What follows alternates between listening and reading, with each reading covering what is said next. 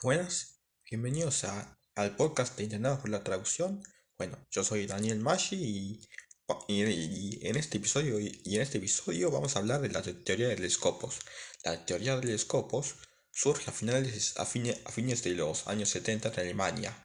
Fue desarrollada por Hans Otto Werner, lingüista y traductor alemán, en el marco de la Escuela Funcionalista de Traducción.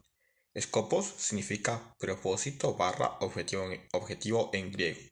La idea principal es que toda traducción debe guiarse por el propósito de texto meta y no por una equivalencia palabra por palabra con el texto original. Podríamos decir que es una mezcla perfecta entre lógica del mercado y lógica académica.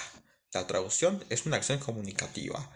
No es solo transferir palabras, sino una acción orientada a un fin.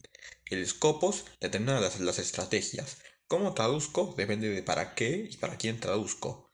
Funcionalidad por encima de fidelidad.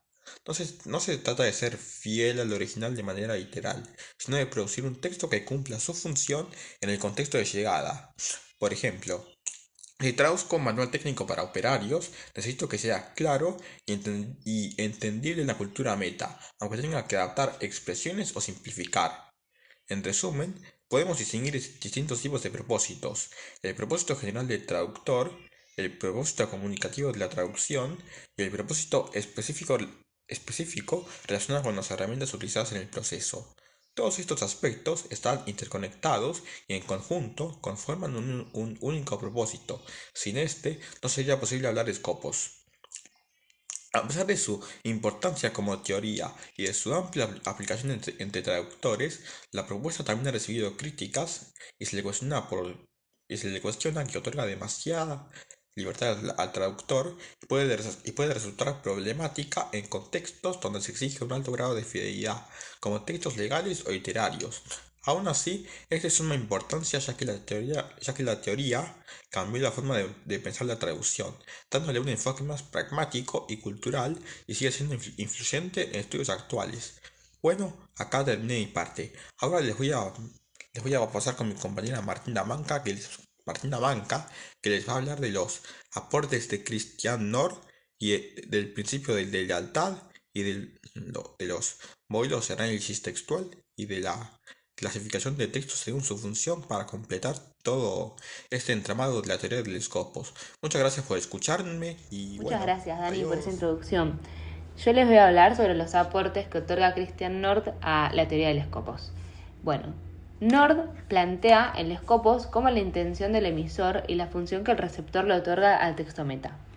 El cliente actúa como iniciador del proceso, ya que es quien encarga la traducción. A este proceso lo llama Translation Brief. Este encargo se centra en el receptor y contiene información e instrucciones básicas. El traductor, a partir de ellas, decide cómo aplicarlas, lo que implica una negociación. Consiste en traducir de manera que el texto meta cumpla su función en la situación comunicativa para la cual fue producido, atendiendo las necesidades. Como dijo Dani también anteriormente, yo les voy a hablar del principio de lealtad, que es lo que plantea Nord también. Nord señaló que el Scopus, al centrarse tanto en la función del texto meta, podía dar la impresión de que el traductor tenía libertad absoluta sobre la traducción. Para equilibrar esto, propuso el principio de lealtad, que se basa en que el traductor debe mantener un compromiso ético con todos los participantes en el proceso de traducción, es decir, autor, cliente, lectores. No se trata de fidelidad ciega al original, sino de respeto, explicar decisiones, justificar adaptaciones y no traicionar las intenciones del texto ni a sus actores.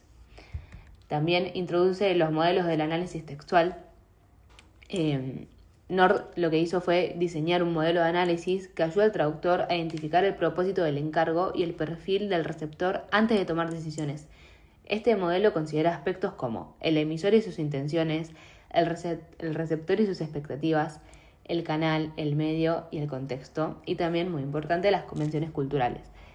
Siempre que nos dan un encargo, y ella hablaba como si ella estuviese traduciendo, no, pero bueno.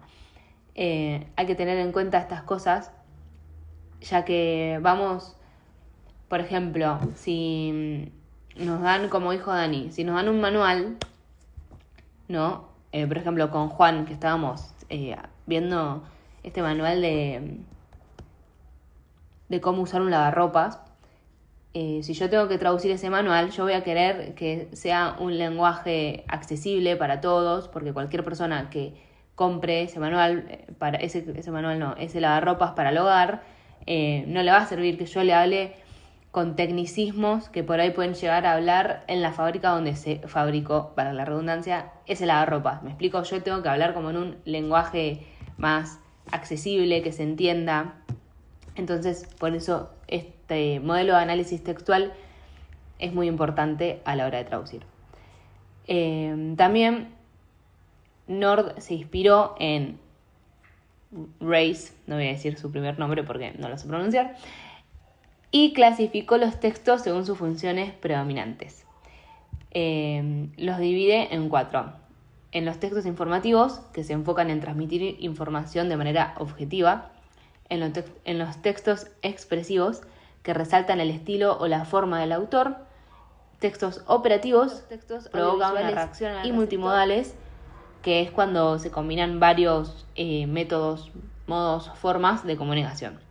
Esto ayuda a decidir la estrategia traductora más adecuada según la teoría de los Scopus. Ha transformado la manera de entender la traducción, pasando de una visión centrada únicamente en la fidelidad del texto original a un enfoque funcional y más comunicativo. Según Vermeer,